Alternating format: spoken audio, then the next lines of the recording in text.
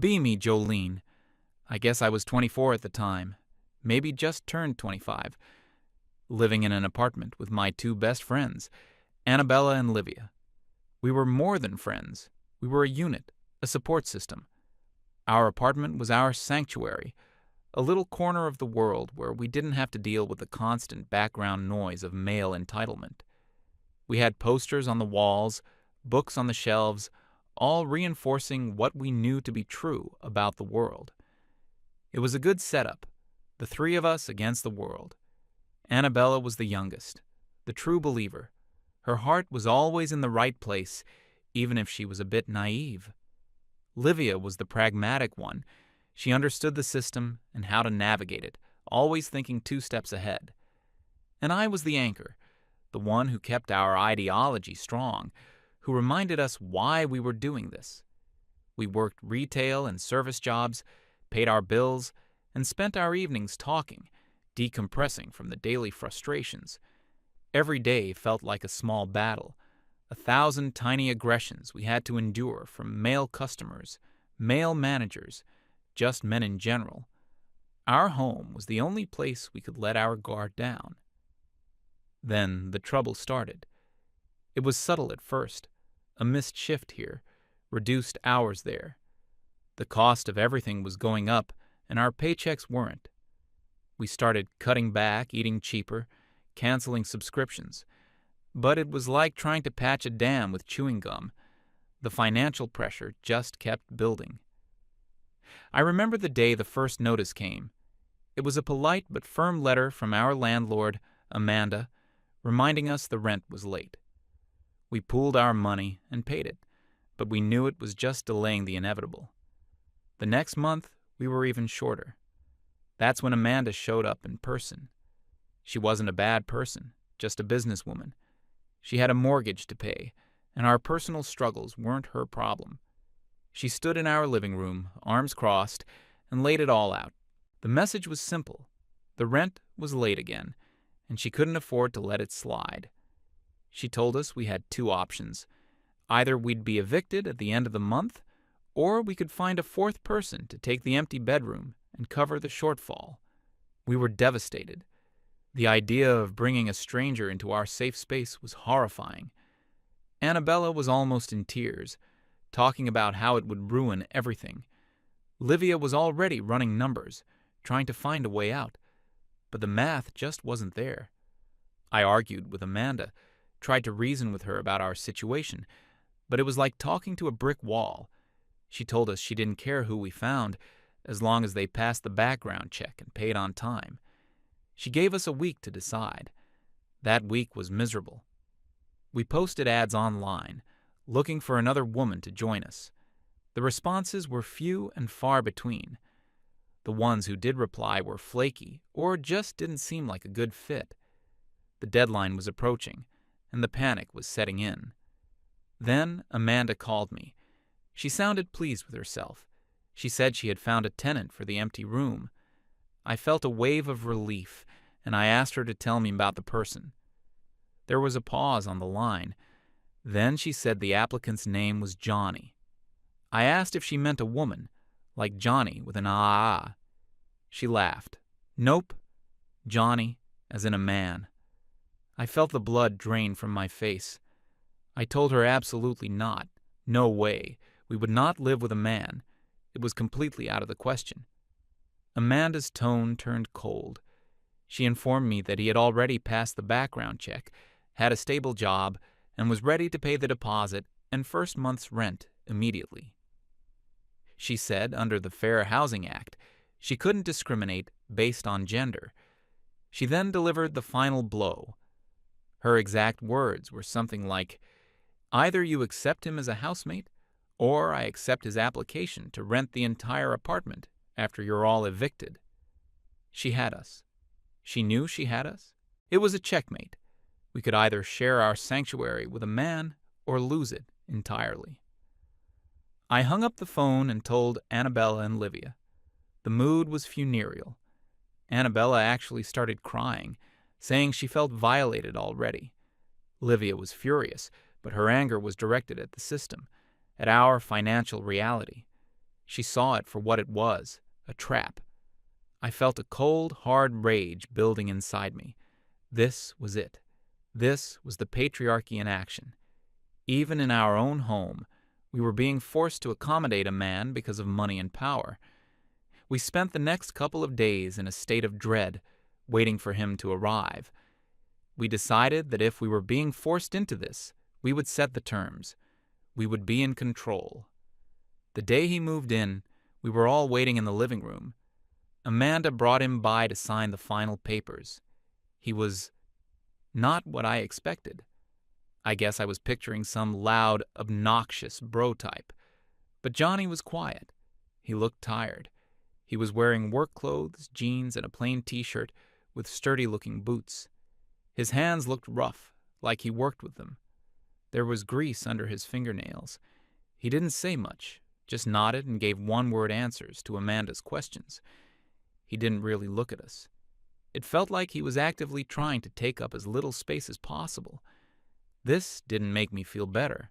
It felt like an act, a trick, a way to seem non-threatening before revealing his true nature. After Amanda left, we called him into the living room for a house meeting. He stood in the doorway, not wanting to come all the way in. I was the spokesperson. I held a piece of paper in my hand. I told him that for this arrangement to work, we needed to establish some ground rules to ensure our home remained a safe space. He just watched me, his face impassive. I started reading from the list we had prepared. We called it the roommate agreement. First, he was not to initiate conversations with us.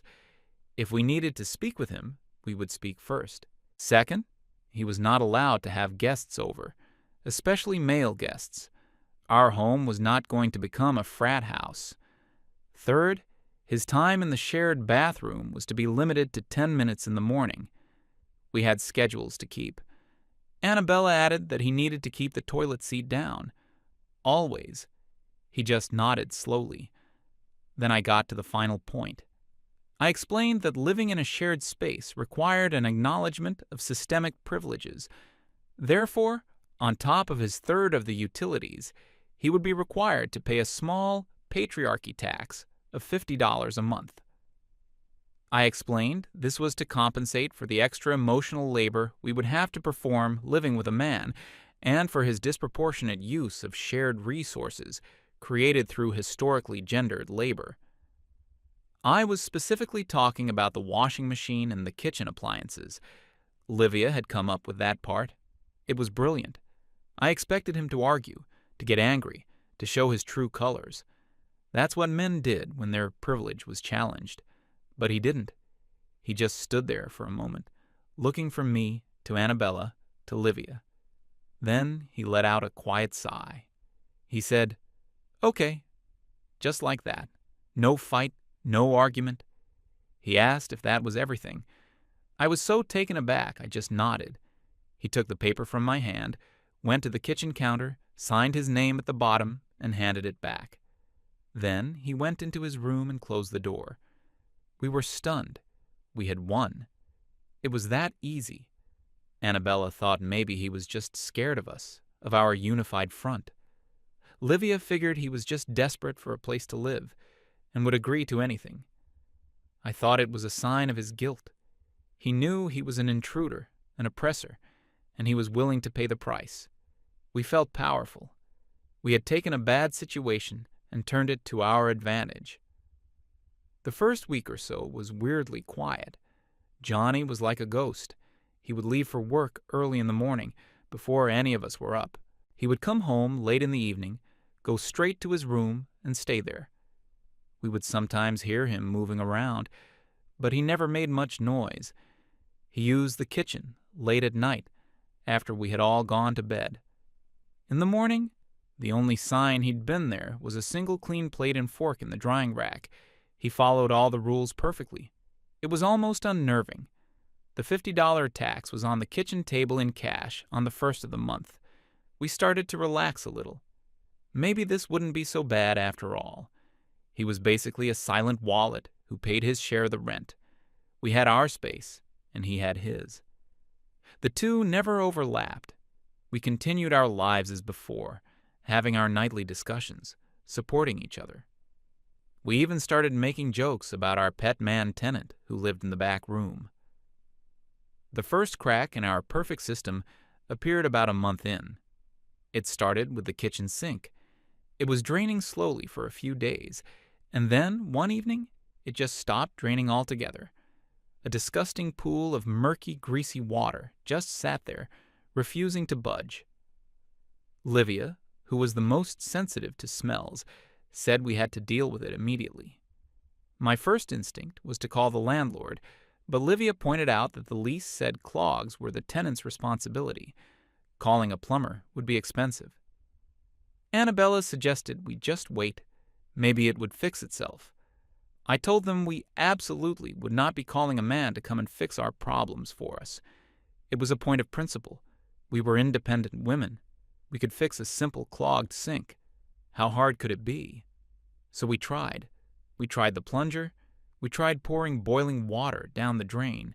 We tried baking soda and vinegar, a trick Annabella found online. All that happened was the disgusting water bubbled a bit and smelled even worse. We spent an hour on it, getting more and more frustrated. Then Livia had an idea. She wanted to try and unscrew the pipe under the sink to clear it out manually. It seemed logical, but the plastic fitting was on incredibly tight. We all tried, but none of us could get it to budge. In our frustration, we started using more force. There was a loud cracking sound, and then the trickle of water coming from the fitting turned into a steady, pulsing stream of the foulest water imaginable pouring directly onto the kitchen floor. We panicked. We were throwing towels on the floor, but they were soaked in seconds. Annabella was freaking out, saying we were going to flood the apartment below us. In our moment of crisis, I did the only thing I could think of. I called Maurice.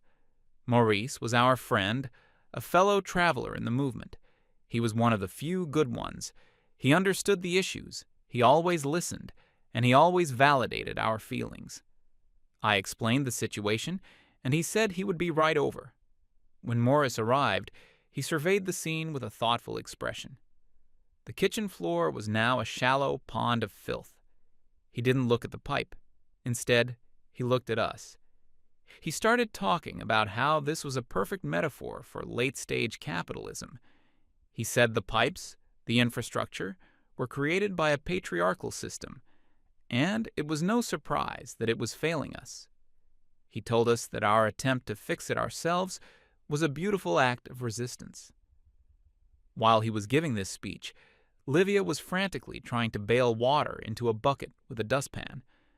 I was trying to listen to Maurice, trying to see the bigger picture he was painting, but it was hard to concentrate with the sound of gushing water. That's when the back door opened. It was Johnny, home from work. He stopped dead in the doorway, his eyes taking in the scene. The flooded kitchen, the three of us in a panic, Morris gesturing philosophically. He didn't say a word. His face was unreadable. He looked at the gushing pipe, then looked at us. He walked back out the door. I felt a flash of anger. He was just going to leave? Just walk away from the disaster? Typical male behavior. Avoid responsibility. Morris didn't even seem to notice him. He was now talking about deconstructing the very concept of plumbing. A minute later, Johnny came back in. He was carrying a large, heavy-looking toolbox. He walked past all of us, as if we weren't there. He knelt down in the puddle of water, not seeming to care that his jeans were getting soaked. He placed a bucket under the leak. Then he took out a wrench and, with a single, smooth movement, tightened a valve somewhere that we hadn't even seen. The gushing water slowed to a trickle, then stopped. Silence. The only sound was the dripping from the soaked towels. Maurice had stopped talking mid-sentence. Johnny then went to work on the cracked fitting. He took it off, looked at it, then went into his room. He came back with a small, new-looking piece of pipe and some kind of tape. In a few minutes of efficient, silent work, he had replaced the broken part. Then he took a long, flexible metal thing from his toolbox and fed it down into the open pipe in the wall. He worked it back and forth a few times, pulled it out, and there was a disgusting clump of hair and gunk on the end. He cleaned it off with a paper towel, put everything back together, and then turned the valve again. He turned on the faucet. The water swirled and disappeared down the drain with a satisfying gurgle. The sink was fixed. The whole process had taken less than 15 minutes. He stood up, wiped his hands on a rag. He looked at the flooded floor, then picked up the mop from the corner. He started mopping up the mess, efficiently wringing the mop into the bucket. None of us knew what to say. Morris finally spoke. He cleared his throat and said something about how it was interesting to see traditional masculine roles being performed. Johnny didn't even look at him. When the floor was mostly dry, he put the mop back, picked up his toolbox, and walked towards his room. As he passed, Livia quietly said, "Thank you." He paused for a second, gave a tiny, almost imperceptible nod, and then disappeared into his room, closing the door behind him. We were left standing in the clean, quiet kitchen. The problem was gone. Maurice tried to start his speech again, but the energy was gone. He made some excuse about having to be somewhere and left soon after. That night, nobody felt like talking. We cleaned up the last of the mess and went to our separate rooms. I lay in bed thinking. I was annoyed. I was annoyed that he had fixed it so easily, without even speaking. It felt like he was showing off, silently mocking our incompetence. It was a display of toxic masculinity, of solving problems with tools and brute force instead of communication and collaboration. But as I was thinking that, a small, uncomfortable thought entered my mind. What had communication and collaboration gotten us? A flooded kitchen and a lecture. His tools and brute force had gotten us a working sink and a dry floor. I pushed the thought away. It was just a fluke. We were just unprepared. Next time we would do better. But I noticed something had changed. Livia was quieter than usual for the next few days, and I saw her watching Johnny sometimes when she thought no one was looking. A tiny crack had appeared in the foundation of our fortress, and I didn't like it one bit. The incident with the sink created a strange tension in the apartment. It was like a question had been asked that no one wanted to answer. Outwardly, things went back to normal, but the dynamic had shifted. Livia was definitely looking at things differently. She stopped making snide comments about Johnny, and when I tried to bring up male incompetence, she would just get quiet and change the subject.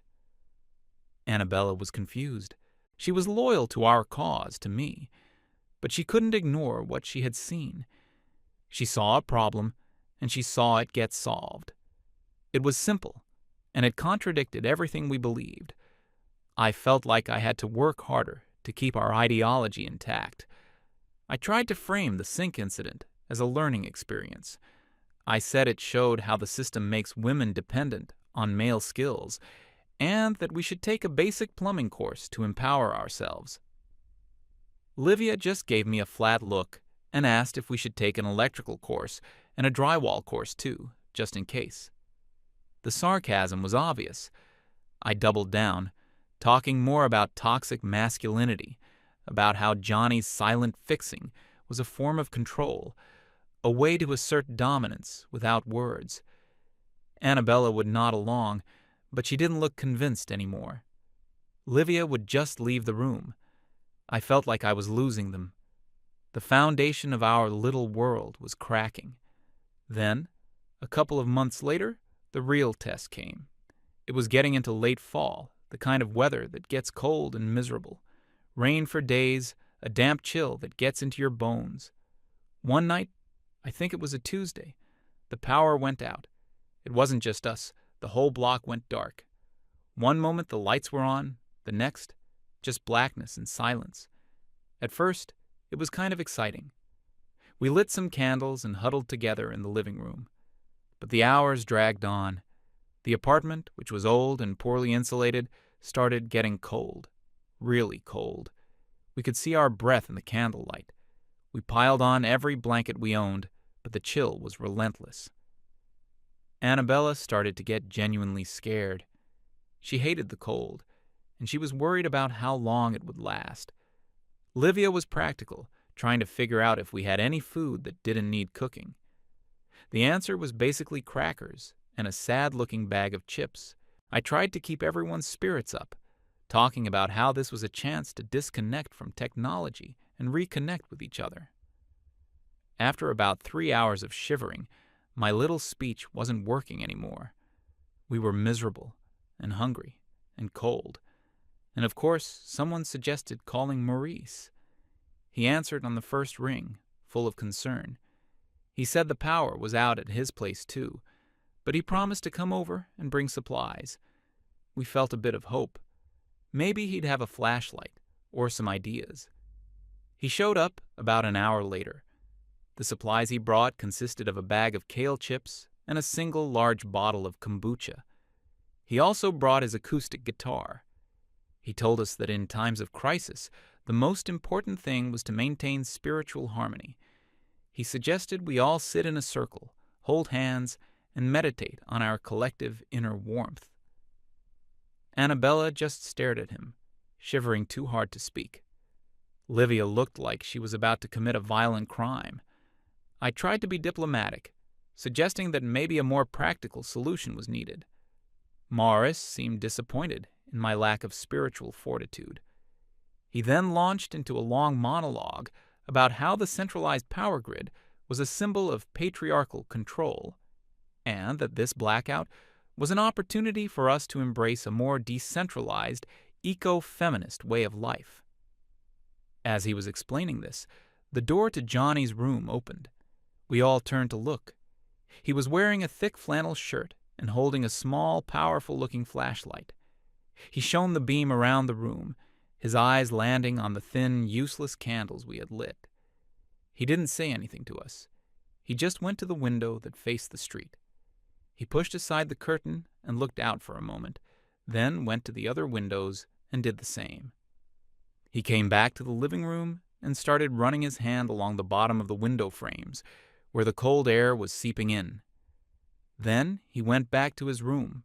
We heard some rustling, and he came back out carrying 2 old, thick blankets and a roll of duct tape.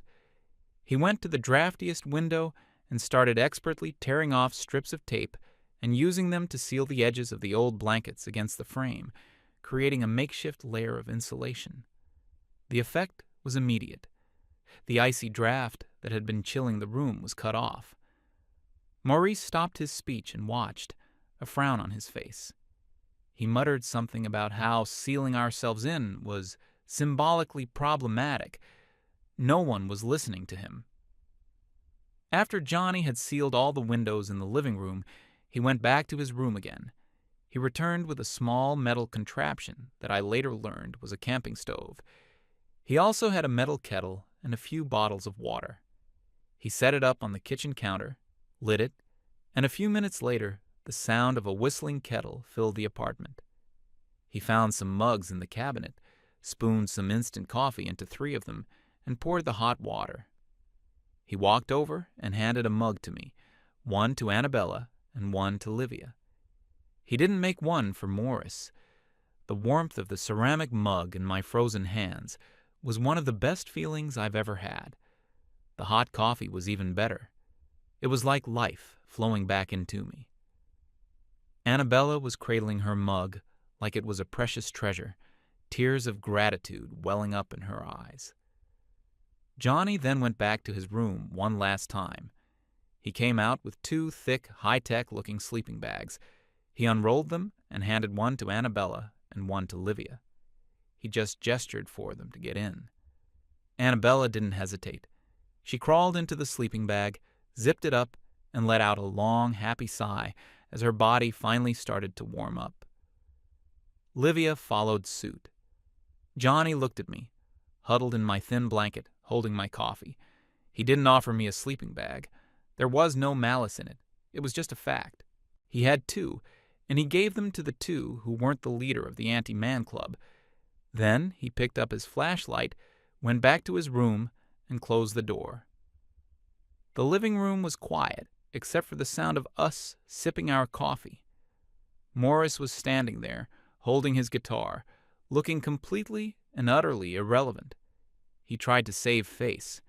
He said something like, "Well, I guess a reliance on fossil fuels and capitalist-produced camping gear is one response to this situation." Livia's head popped out of her sleeping bag. She looked at Maurice with pure contempt. She told him, her voice dripping with ice, that he should probably leave. She said his spiritual harmony was giving her a headache. Maurice was shocked. He looked to me for support. I just looked down into my coffee cup. I had nothing to say. He left, looking wounded and betrayed. The three of us stayed in the living room that night.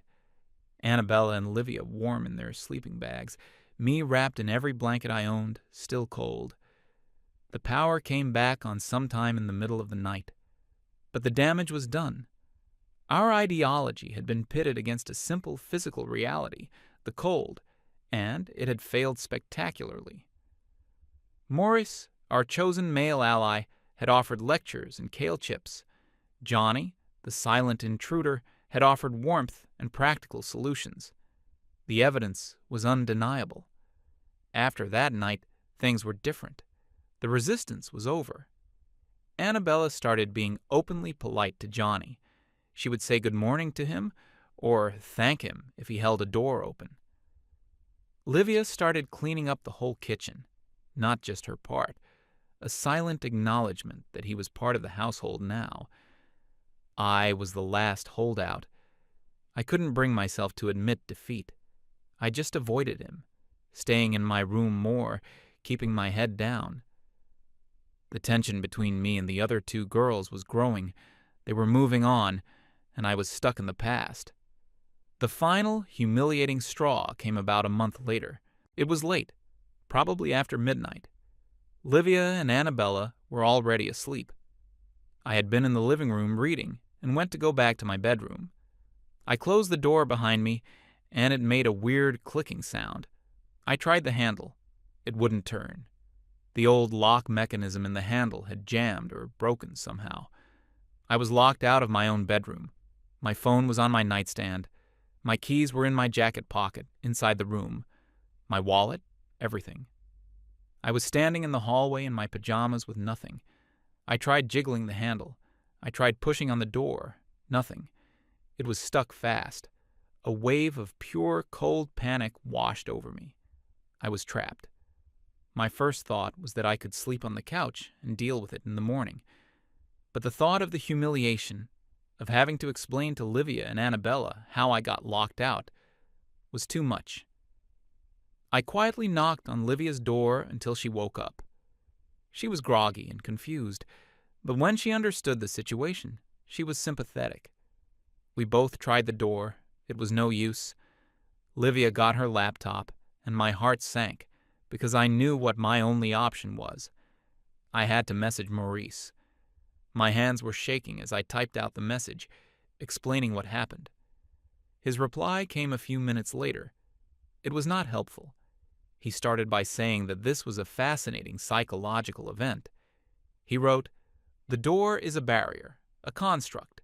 By being locked out, the universe is forcing you to confront the barriers you've built around yourself. Instead of trying to open the door, perhaps you should try to deconstruct the very concept of what a door is." I just stared at the screen. Deconstruct the concept of a door. I was standing in a cold hallway in my pajamas, locked out of my room, and this was his advice. Livia read the message over my shoulder. She didn't say anything. She just closed the laptop. She looked at me, then looked down the hallway towards Johnny's room. I knew what she was thinking, and I hated it. I whispered, "No, we can't." Livia looked me dead in the eye. Her expression was weary. She looked so tired of me, of my stubbornness. She just said, "Jolene, stop, just stop." Then she turned and walked down the hallway and knocked quietly on his door. It was the walk of shame. My walk of shame. A moment later, the door opened. Johnny was standing there, squinting in the light, clearly having been fast asleep. He was just wearing a pair of gym shorts. Livia explained the situation in a low voice, pointing at my door. He listened, his expression not changing. He just nodded. He went back into his room for a second and came out with something in his hand. It looked like a credit card. He walked up to my door. He didn't even look at me.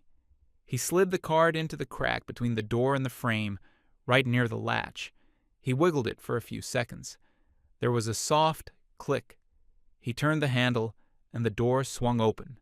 My room, my safe space, opened in 3 seconds by the man I had despised. He handed the card back to Livia. He looked at me for the first time, a quick, tired glance.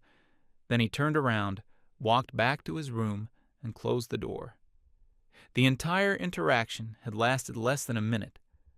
I was left standing in the open doorway of my room, drowning in a sea of my own hypocrisy and humiliation. Everything I believed in, every theory, every argument, had been rendered completely and utterly useless by a jammed piece of metal and a small piece of plastic. That was the end. I had nothing left to fight with. Reality had won. The next morning, the air in the apartment felt different. It was lighter. Livia and Annabella were in the kitchen when I came out. They gave me gentle, sympathetic smiles. They didn't say, "I told you so." They didn't have to. Later that day, while Johnny was at work, I walked over to the wall where we had pinned the roommate agreement. I took it down. Livia and Annabella watched me. I tore it into 4 pieces and dropped it in the trash can. The next day, on the 1st of the month, I left Johnny's share of the utility bills on the table like always. Next to it, I placed a $50 bill. When he got home that evening, he came into the kitchen, saw the money, and paused. He looked at me, and I met his gaze. I just gave a small nod.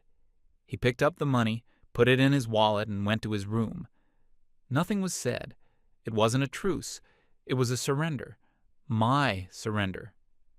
Life in the apartment found a new rhythm after that. It wasn't like we all became best friends. It was never going to be that. But it became normal. We coexisted. We were roommates. Annabella would sometimes cook a little extra for dinner and leave a plate for him on the counter. Livia once asked him for help carrying a heavy piece of furniture she'd bought. He did it without complaint.